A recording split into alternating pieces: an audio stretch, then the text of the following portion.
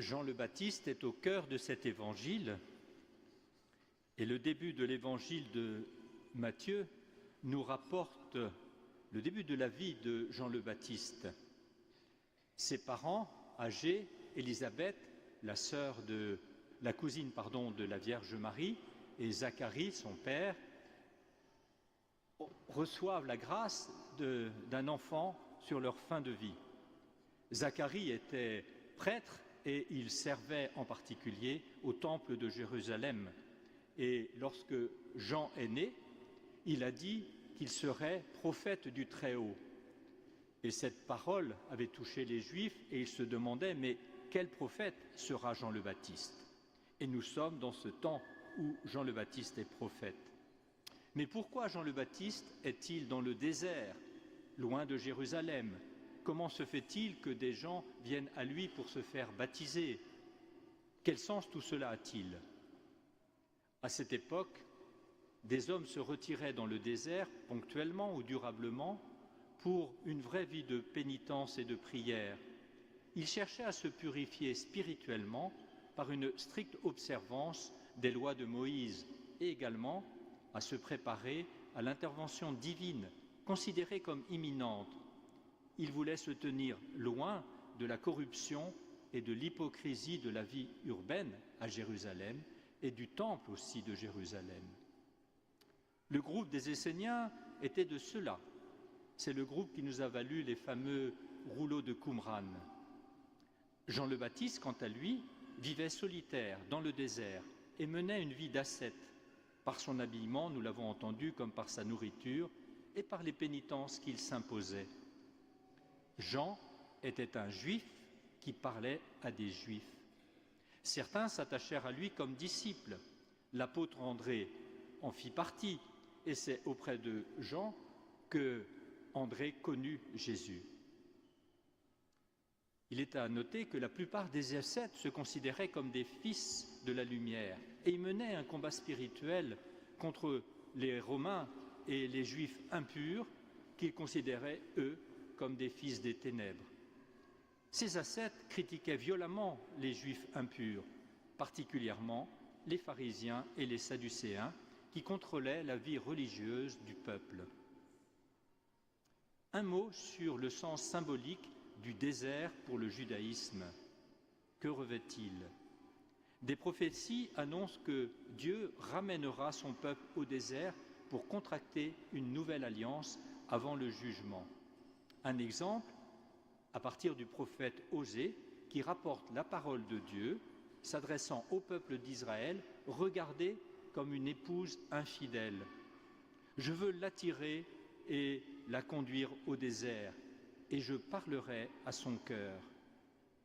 Ainsi, le désert est vu comme le lieu privilégié pour se préparer personnellement dans l'attente de l'accomplissement de ces prophéties. L'évangile de ce jour est donc au cœur d'opposition, sur le contexte d'opposition sur la pratique religieuse. Cet évangile précède le début du ministère public de Jésus. Il est concentré sur le jugement dernier et sur l'annonce par Jean de l'intervention du Messie attendu, même si le mot Messie n'apparaît pas dans cet évangile. Matthieu précise tout d'abord le rôle de Jean. Voix de celui qui crie dans le désert, préparez le chemin du Seigneur, rendez droit ses sentiers. Matthieu fait explicitement référence à une parole du prophète Isaïe qui remonte à au moins 500 ans avant Jésus-Christ et il l'applique à Jean. Cette actualisation de cette prophétie d'Isaïe place Jean au cœur de l'histoire du peuple juif avec Dieu et elle rend tout proche la venue du Messie attendu.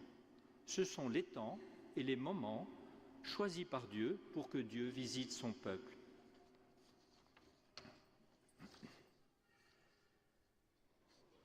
Ainsi, Dieu a envoyé Jean pour porter témoignage que Jésus est bien le Messie.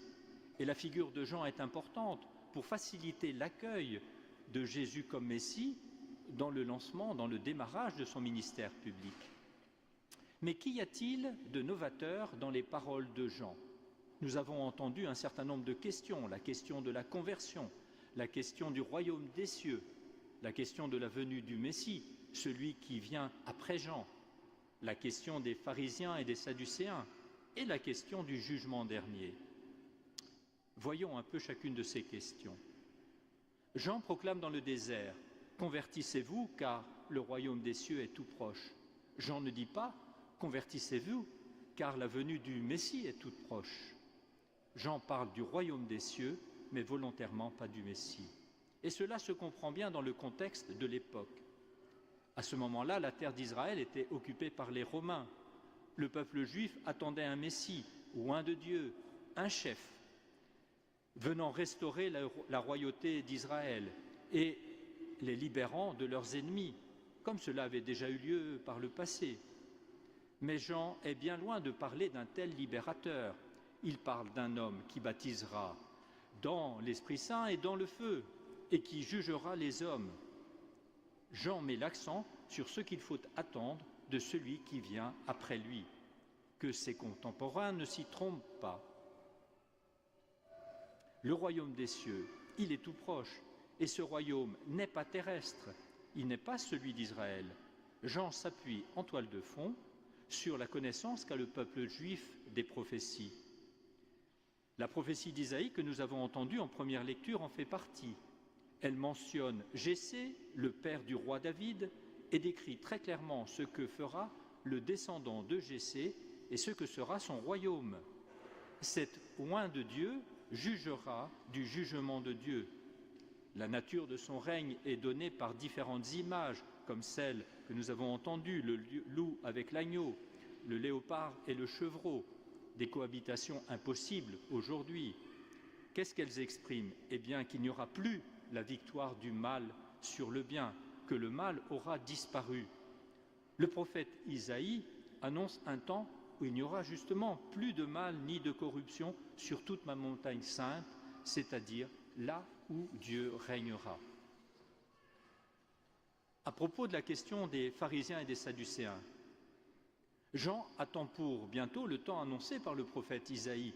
C'est pourquoi il traite ces pharisiens et ces sadducéens d'engeance de vipères, faisant référence à leur hypocrisie, à leur manière de vivre et à leur corruption. Ils viennent demander le baptême d'eau à Jean, mais ils ne se convertissent pas. Jésus lui-même les traitera aussi d'engeance de vipères. C'est le signe qu'ils ne changeront pas, qu'ils ne prêteront aucun intérêt pour eux-mêmes au message de Jean comme aux paroles de Jésus. Pourtant, Jean les avait avertis du jugement dernier qui les attendait s'ils ne se convertissaient pas. Tout arbre qui ne produit pas de bons fruits va être coupé et jeté au feu. Et la hache est déjà mise à la racine des arbres. Cela nous indique que l'intervention divine et le jugement sont imminents, qu'il est essentiel de se convertir. À propos de cette conversion, Jean met l'accent sur la nécessité de se repentir de ses péchés en montrant une véritable conversion, c'est-à-dire en la manifestant par des actes charitables, concrets, signes d'un vrai changement de vie. La conversion se prouve par des fruits dignes de la repentance. La vie éternelle auprès de Dieu passe par là. Ainsi, les lectures de ce jour nous montrent combien il est important de nous préparer intérieurement à la rencontre du Seigneur. Nous ne pouvons pas nous limiter à être des chrétiens de façade. Le temps de l'Avent est un appel pour demander au Seigneur de nous transformer comme lui le sait, pour notre bien. Faisons-lui confiance et accueillons-le dans l'Eucharistie que nous allons vivre.